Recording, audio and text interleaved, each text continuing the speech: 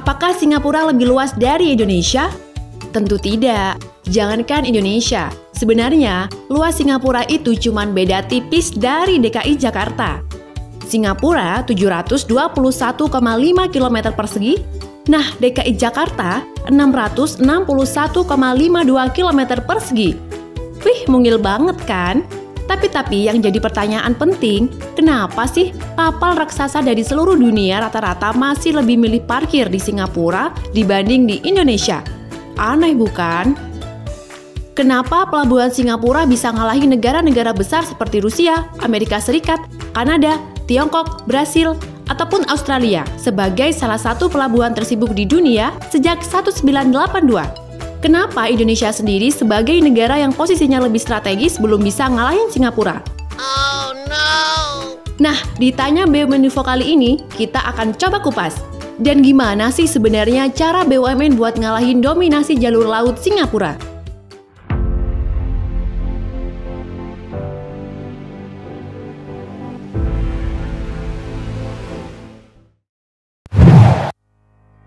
Sobat, kalau ngomongin pelabuhan Singapura yang sering jadi sorotan dunia, pelabuhan ini mulanya berawal sebagai pos perdagangan Inggris yang didirikan di awal abad ke-19.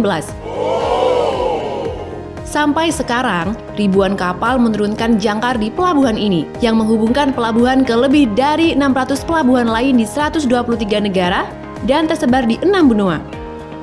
Bertahun-tahun lamanya, Singapura diuntungkan sama letak geografis mereka yang ada di Selat Malaka, di jalur pelintasan kapal-kapal besar. Kapal-kapal dari Pasifik, Asia Timur, dan Amerika, kalau mau menuju Asia Barat atau India, pasti ngelewatin Singapura. Karena mau nggak mau, kapal-kapal itu butuh tempat transit kan, entah mengisi persediaan logistik atau sekedar istirahat. Nah, gimana sama Indonesia sebagai negara tetangga? Sebenarnya Indonesia secara geografis punya nilai strategis yang melebihi Singapura. Ada 4 choke point lain selain Selat Singapura yang berada di perairan Indonesia, yaitu Selat Malaka, Selat Sunda, Selat Lombok, dan Selat Ombai atau Selat Wetar. Potensi ini sebenarnya sangat besar, namun ternyata dari segi kapasitas dan layanan bisa dibilang emang masih ketinggalan sih. Dibanding-bandingin sama tetangga emang paling ngeselin ya. Tapi coba deh kita bandingin Pelabuhan Tanjung Priuk sebagai yang terbesar dan dikelola PT Pelindo II sama Pelabuhan Singapura. Dari segi kedalaman aja, Tanjung Priuk berkedalaman 14 meter. Belum lagi, rata-rata pelabuhan lainnya cuma 11 meter ke bawah. Sedangkan Singapura sendiri punya kedalaman 16 meter yang akhirnya bisa nampung sampai 18.000 TEU. Ada lagi nih, masalah dermaga yang harus disesuaikan sama panjang kapal dan dwelling time yang mencapai 5-7 hari. Padahal di Singapura bisa cuma 1 hari. Hari gini siapa sih yang mau nunggu lama-lama? Eits, nggak boleh baper ya sobat. Lalu, kenapa Indonesia nggak ngembangin pelabuhan di 4 choke point tadi aja? Atau kalau kata Sobat Info, yang paling kelihatan punya prospek tinggi nih, ya di Batam aja dong. Kan lebih strategis dibanding Tanjung Priuk. Bener banget, jaraknya emang berhadapan langsung sama Singapura. Nah, tenang aja sobat. Jadi, pemerintah melalui Badan Pengusahaan Batam dan BUMN PT Pelindo II kabarnya nih lagi terus ngembangin pelabuhan Batam Batu Ampar. Kabar terbaru per 2021 ini sedang dilakukan penggantian kren manual sama yang otomatis. Sehingga yang tadinya 8 TEU per jam, pakai kren baru bisa 20 TEU per jam. Kemudian ada juga pembongkaran pembangunan biar makin bersih, perluasan area peti kemas seluas 12,4 hektar, proses pembaruan teknologi IT sampai kedalaman pelabuhan menuju 12 meter. Nah, bukan cuma Batu Ampar ataupun Tanjung Priuk sih yang dikembangin, ada sejumlah pelabuhan yang masuk dalam daftar pengembangan kapasitas ataupun dibangun baru. Berdasar data Komite Percepatan Penyediaan Infrastruktur Prioritas, setidaknya ada 13 pelabuhan yang diharapkan bisa menghubungkan dari Sabang sampai Merauke. Pelabuhan-pelabuhan ini menjadi komponen program pemerintah yang punya nama Tol Laut.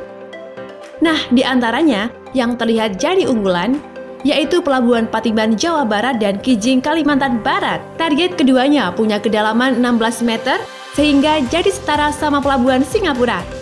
Wih, keren banget kan? Punglinya nih Min, jangan lupa. Nah, ini nih sobat, ada penyakit lain lagi yang dinilai bikin Indonesia kalah sama Singapura, yaitu birokrasi yang katanya lebih ruwet sama pungli yang nggak selesai-selesai.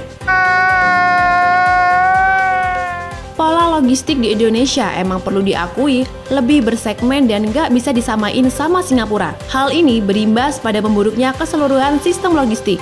PT Pelindo II sebenarnya udah terus-terusan ngelakuin aksi-aksi pemberantasan pungli ini secara kontinu. Di antaranya mengoptimalkan fungsi layanan jasa kepelabuhan berbasis digital yang udah tersedia. Pengembangan otomasi juga dilakukan seperti iHub, e-payment, auto-gate system, dan centralized traffic management system. Rencana aksi lain melakukan mapping lokasi rawan pungli dan premanisme, kemudian dilakukan sosialisasi, pengawasan, dan penjagaan oleh personil keamanan. Maka dari itu sobat, mari kita dukung terus BUMN agar memiliki kapasitas dan layanan pelabuhan lebih baik, sehingga dapat lebih maju dari pelabuhan Singapura, biar kapal-kapal raksasa banyak yang parkir di sini. Nah, itulah ulasan mengenai mengapa banyak kapal-kapal raksasa lebih milih parkir di Singapura dibanding Indonesia. Terima kasih telah menyimak video kali ini. Jangan lupa klik berlangganan untuk mensupport channel ini agar tetap memberikan konten berkualitas tentang BUMN Indonesia. Bagikan pula video ini dan tuliskan di kolom komentar topik apa yang kamu ingin bahas. Ikuti terus YouTube BUMN Info agar tidak ketinggalan informasi seputar BUMN selanjutnya.